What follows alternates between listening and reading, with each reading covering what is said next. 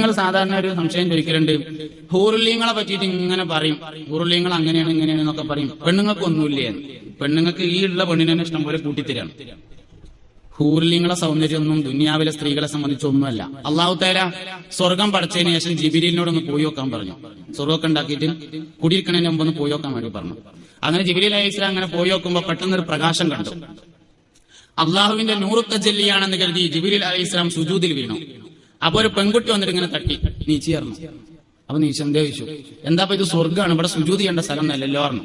അപ്പൊ ഞാൻ ആ കണ്ട ലൈറ്റ് എന്തായിരുന്നു എന്ന് ചോദിച്ചാൽ ഞാനൊന്ന് ചിരിച്ചതായിരുന്നു പറഞ്ഞു. അവൾക്കുള്ള മുമ്പല്ലിന്റെ ലങ്കല് കണ്ട് ജിബ്രീല് പോലും അമ്പരന്നിട്ടുണ്ട്.